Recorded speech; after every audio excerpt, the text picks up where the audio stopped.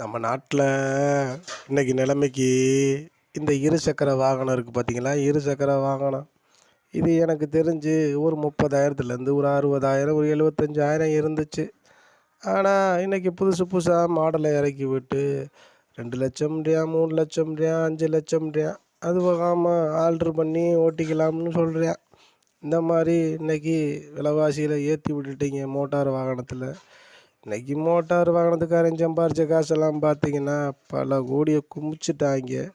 குமிச்சு என்ன பிரயோஜனம்? அது ஏழைகளுக்காக அந்த பணத்தை குமிச்சாங்கன்னா ரொம்ப சந்தோஷப்படலாம். அவன் பொண்டாட்டி பிள்ளைகளுக்காக தான் குமிக்கணும்னு நினைக்கிறேன், எல்லாம் செய்யணும்னு நினைக்கிறேன். அங்கிட்டு இவங்க எங்கிட்டு ஏழைகளை பார்க்க போகிறாங்க, ஒரு வயலும் பார்க்க மாட்டாங்க. ஏழைகளுக்கு கண் துடைப்புக்கு எதையாவது ஒரு வாகனத்தை இறக்கி கண்ணில் காட்டி அவங்கள அப்படியே மயக்கிறது.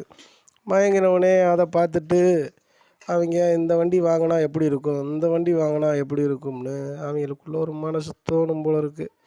எப்படியாவது கடனை வாங்கினாலும் இந்த வண்டியை வாங்கிடணும், இல்லை டிவுக்குனாலும் வாங்கி நம்ம டிவை கட்டி போடணும்னு இன்றைக்கி மக்கள் நினைக்கிறாங்க.